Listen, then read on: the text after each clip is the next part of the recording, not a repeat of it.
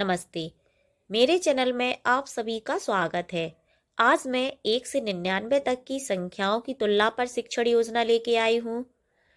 इसको शुरू करने से पहले जो लोग मेरे चैनल पे नए हैं, इसे सब्सक्राइब कर लें और आप लोग जिस टॉपिक पर भी वीडियो चाहते हैं मुझे कमेंट के माध्यम से बता सकते हैं। मैं उनको भी बनाने का प्रयास करूँगी। तो चलिए शुरू करते हैं। इस शिक्षण योजना को किस तरह से हमें तैयार करना है। सबसे ऊपर हम दिनांक डालेंगे, फिर कक्षा, विषय और समय।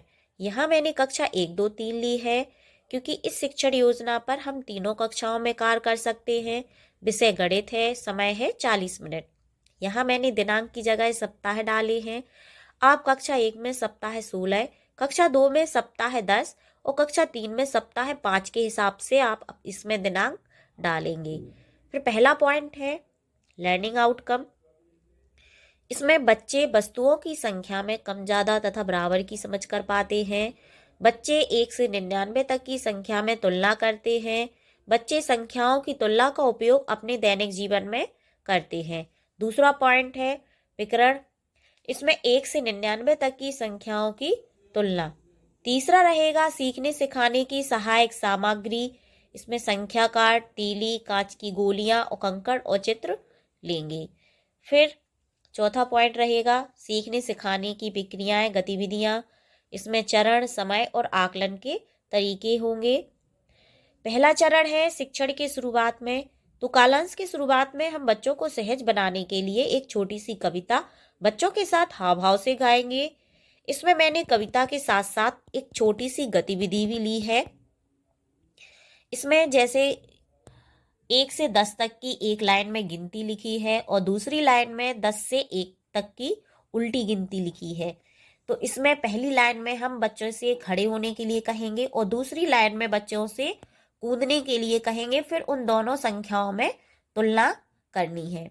तो चलिए पहले कविता देख लेते हैं। दूसरे खाने पर खड़े हो जाओ, 3 खाना कूद के जाओ। तो बच्चे जैसे दूसरे खाने पे खड़ा होगा तो 2 नंबर रहेगा और तीसरे 3 खाना कूद के जाओ, 3 खाना कूद के जाएगा तो 8 पे आएगा। तो फिर 2 और 8 में हम तुलना करके पूछेंगे कि कौन सी गिनती बड़ी बताओ। इसी तरह दूसरी फिर से हम बच्चों से कहेंगे कि 6 खाने पर खड़े हो जाओ, 7 खाना कूद के जाओ, कौन सी गिनती बड़ी बताओ। इस तरह से पहली लाइन में 6 और दूसरी लाइन में 7 आएगा। फिर हम बच्चों से तुलना करने के लिए कहेंगे कौन सी गिनती बड़ी बताओ। इस तरह से मैंने कविता के साथ साथ छोटी सी गतिविधि भी ली है। इसमें हमें 5 मिनट देना है। फिर शिक्षण के दौरान हम बच्चों को संख्या की तुलना की अवधारणा समझाने के लिए बोर्ड पर इस तरह से चिन्ह बनाएंगे। छोटा, बड़ा और बराबर का चिन्ह है। फिर हम बच्चों को ये चित्र दिखाकर, इसमें मैंने मछलियाँ और मगरमच्छ बनाया है, इन चित्रों को दिखाएंगे और हाथ का इशारा करते हुए बच्चों से पूछेंगे कि मगरमच्छ किस तरफ जाएगा, जहाँ मछलियाँ ज़्यादा होंगी। और हमें शिक्षण के दौरान लिखना कैसे है आप उसे भी देख लें। हम बोर्ड पर बड़ा तथा बराबर का चिन्ह बनाएंगे इस तरह से। फिर हम बच्चों को समझाएंगे कि एक भूखा मगरमच्छ हमेशा वही जाएगा जहां अधिक भोजन है। हम अपने हाथ से इशारा करेंगे और मगरमच्छ की भूमिका निभाएंगे। यहाँ श्यामपट्ट पर 2 समूह में मछलियां बनाएंगे। फिर बच्चों से पूछेंगे कि मगरमच्छ किस तरह मुड़ जाएगा। मगरमच्छ का मुंह हमेशा ज्यादा वस्तुओं की ओर जाता है। फिर हम बच्चों को माचिस की तीलियों के 10 के बंडल और कुछ खुली तीलियों के 2 समूह बनाएंगे। हम दोनों समूह की तीलियों को बोलकर गिने और उचित संख्या कार्ड रखेंगे। यहाँ जैसे कि 10-10 के बंडल हैं। इसमें पहली समूह में 10 के 4 बंडल हैं और 3 खुली तीलियां हैं।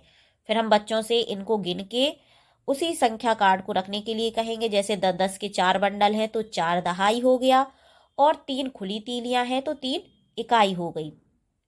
तो ऐसे संख्या हो गई 43।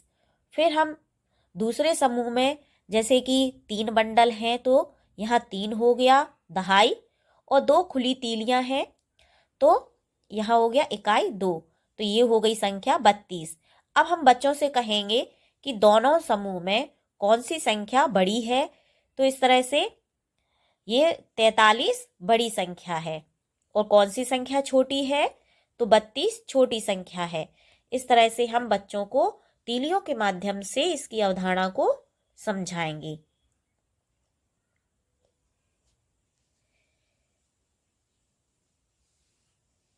आप एक बार मगरमच्छ और मछलियों को भी देख सकते हैं। यहाँ मैंने 2 समूह में मछलियां बनाई हैं।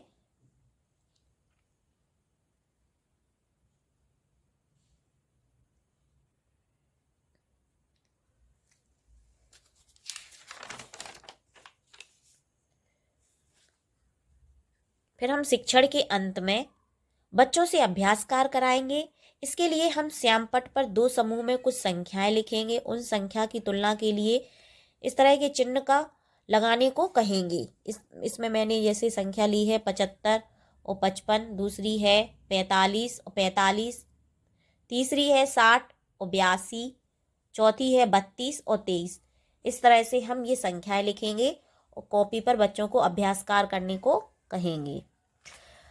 अभ्यास कार्य के लिए मैंने एक ये वर्कशीट तैयार की है। इसमें इस तरह से कुछ सरल चित्र बनाए हैं। जब तक बच्चों को कार्य पुस्तिका प्राप्त नहीं हो जाती है, हम लोग इस तरह से बच्चों के साथ वर्कशीट पर कार्य कर सकते हैं। इस सीट में हम कई बच्चों के साथ काम करवा सकते हैं। इसमें जैसे ये गिन के 1 2 3 4, इस तरह से यहाँ कितनी है 1 2 3, तो कौन सी संख्या बड़ी है, ऐसे। और ये आसानी से साफ भी हो जाता है। इसको मैंने पहले भी अपनी शिक्षण योजना में बताया था कि हमें कैसे कार्य करना है।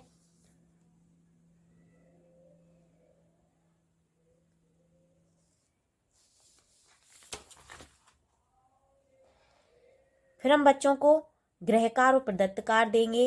इसमें कुछ संख्याएं लिखी हैं जिनकी तुलना करनी है और ये चिन्ह लगाने हैं। फिर आगामी योजना होगी कि शिक्षण के बाद बच्चों के आकलन व फीडबैक के दौरान बच्चों में सीखने में जो भी कठिनाई आई उसे ध्यान में रखकर नए तरीके और TLM का सही उपयोग करके हम आगामी शिक्षण योजना का निर्माण करेंगे। इस तरह से हमें ये शिक्षण योजना तैयार करनी है।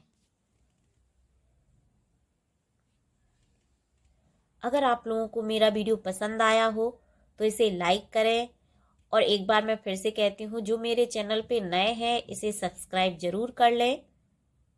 धन्यवाद।